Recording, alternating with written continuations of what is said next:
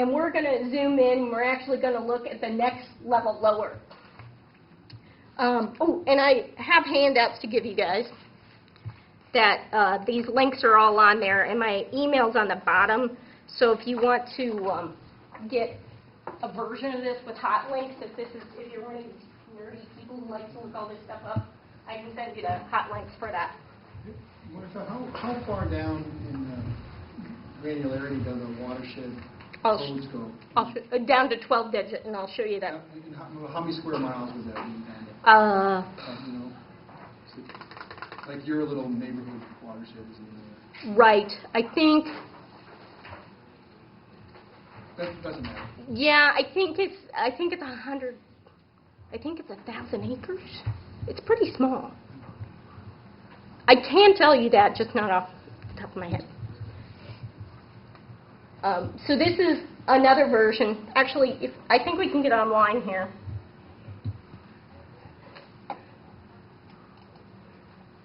If this works. So the IDNR has this really great tool where you can actually go in and click on your watershed. And so this is in Lower Iowa, and then the Iowa City is right here. So if we click on that one, this is the Old Man's Creek watershed, this zone, and Iowa City is right here. This is the Ralston Creek watershed. Now the interesting thing is these edges here are not rivers. These are actually the ridges between the rivers. So it's a little hard. I actually overlaid this with a topo map and decided not to get into the actual topo map because that would have taken 3 hours to explain all that. So just believe me, the ridges are here. So this is the answer here, Lonnie. So that one is 95,000 acres for that whole big one. But as you see, that's divided into 1, 2, 3, 4, 5 different ones. And then, to look at this in greater detail, there's another DNR website.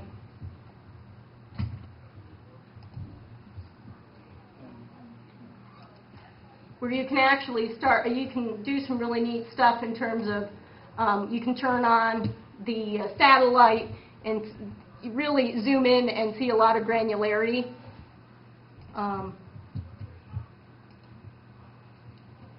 And you can sort of see here's the Iowa City, here's Hickory Hill, and you've got this zone here is the Old Man River. So like Mercer Park is right at the edge, Scott Park is just inside it, and it goes all the way up to the Iowa River. And as you know, there's actually a high point just to the west of the Iowa River. So you're actually so here's the river, and then just when you get to the highest point there on the hill beyond the river, that starts a new watershed. So Clear Creek is actually a separate watershed. But if you're fascinated by this, you can go online and look at this in greater detail. I would be embarrassed to admit how long I actually spent on it. So this is a better delineation. So that's your outline. And again, here's basically downtown Iowa City right there. If someone's really fascinated by this, there's you can get at the U.S. Geological Service, you can get a topography map of Johnson County for free. That's like 16 megabytes, but you can actually turn on different layers. And so you can turn on the topography, you can turn on just roads, you can turn on just the waterways. And so you can start to see how these components interact. It's quite fascinating if you're interested in that sort of thing. And I do have that on my computer if you want to see that later. So now we're going to move on to the fun little exercise. And the purpose of this exercise is to sort of think about how water infiltrates. And so I'm not going to lead the discussion. I'm going to have you draw on the maps where you think deep infiltration and shallow infiltration can occur. So maybe in this circumstance, you've got up at the top edge there, you've got some trees along a riverbank. Do we think that there could be some infiltration there? Is that going to be deep or shallow?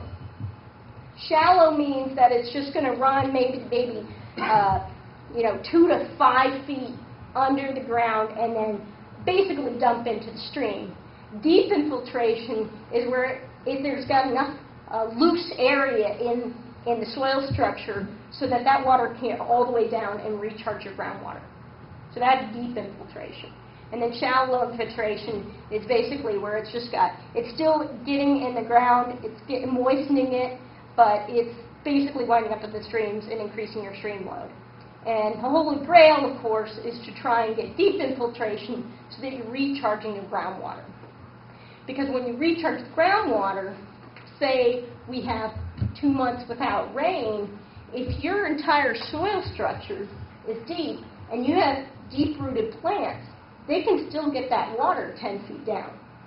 But if that water is draining in a shallow infiltration into the streams, it's not available for those deep-rooted plants to pull up and access and draft.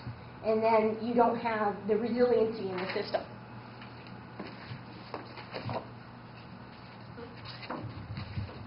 Okay, so we've got, I'm going to give you two images. I'm going to give you a farm and a suburb.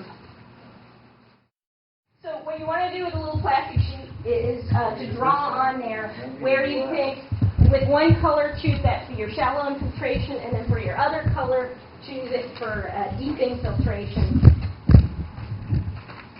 So where your opportunities are for shallow infiltration and deep infiltration. Oh, that's pretty deep, shallow. There might be some rain gardens and some green rooftops there, so we've got to consider that. Yeah. Okay, so this will be shallow, red will be deep, okay? We got to put the plastic over, right? Yeah.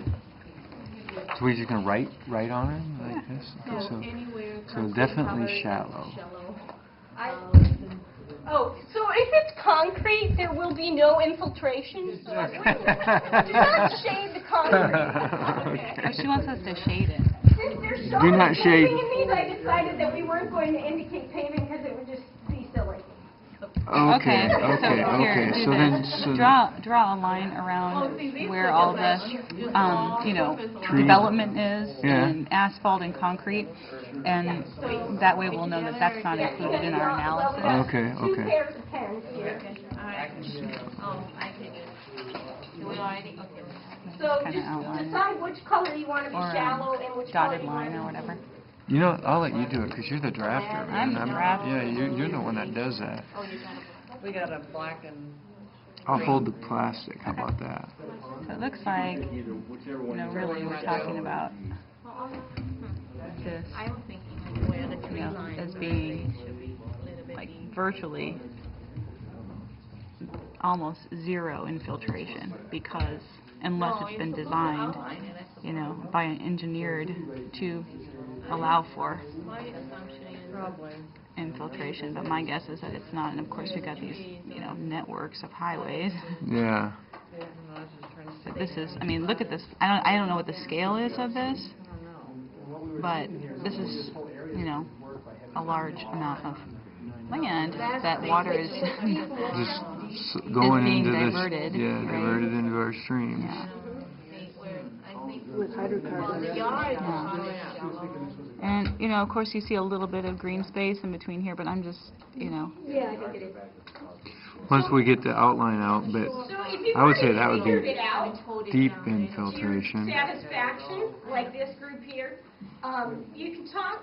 I started to go solid, sorry. I'm trying to hurry because it sounds like it's moving on. That you see in these images That's that a deep affect climate change. infiltration. So this is shallow to zero infiltration. I'd say deep right there. Isn't that like a little lake or a pond? We'll just do deep. And Yeah. maybe the yards Are those like little ponds? They Is look that like- is that a They're golf either course? tree islands. don't No. put it at all. They're either tree islands or Oh, is that what that is? Yeah, it is. Okay. I don't even like the word right here using the word deep, but compared to shallow or zero. Yeah, yeah. Okay. And so this is And that would be over here.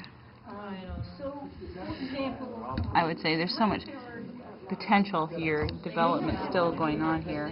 This would be It's hard to say. I mean, 'cause it's this would be shallow. it's disturbed land. You can tell that it's just been reseeded.